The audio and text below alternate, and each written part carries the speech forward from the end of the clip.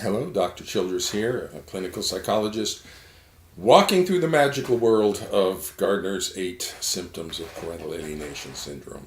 We have made it through 4 symptoms. 3 of them are pointless, and the only good symptom is we can work with that and pretty much get the pathologies. So we don't need the rest of it, everything.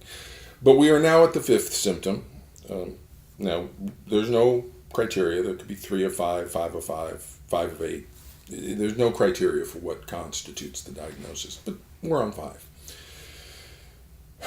5 is that the child shows a reflexive support for the favored parent or the allied parent, or a reflexive support for the parent.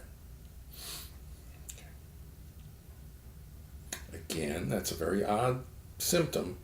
That's not like any drawn from any world of psychopathology that I've ever worked in, not school-based behavior problems, not juvenile justice kind of criminal behavior issues, not substance abuse, not depression, not anxiety, not ADHD, none of that stuff. This is not a symptom that's been identified in any of that or even discussed in any of that. Okay, a reflexive support for the allied parent. This is going to turn on the word reflexive. So what is reflexive? Reflective support. Support, I mean, that's a good parent. Okay, maybe for them. And so it's identified. Yeah, so it's reflexive support. What's the operational definition of reflexive? There is none. Okay, and I looked through all the research. I mean, I looked through all Amy Baker's stuff and Bill Burnett's stuff and everybody's stuff. Okay, all the people. I was reading everything, looking for an operational definition for any of these terms. They don't exist. They're the reflexive support. How do you define that? So it pretty much allows the clinical psychologist to decide if that child likes one parent, that's a symptom of pathology. So if I tell the child, the parent that you love is a bad parent, and the child says, no, they're not, they're a good parent. Ha, see, you have the pathology.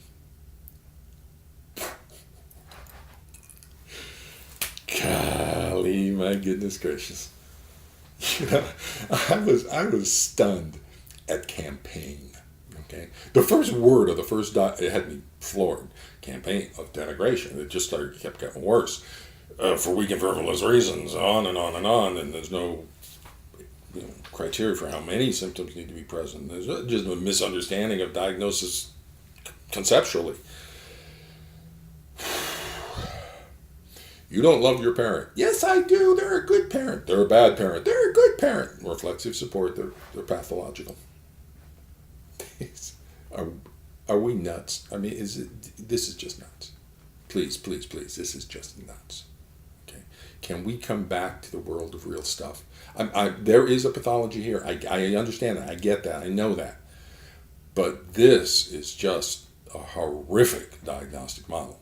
So, very nice. Thanks very much, Richard Gardner. Good job. You identified the pathology. You took a good shot at it and all. But your diagnosing stuff is not your strength. Let's put it that way. Okay.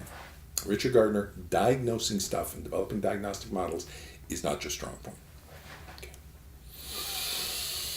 Reflexive support. If the child loves the parent, that's a symptom of pathology. And on to symptom number 6.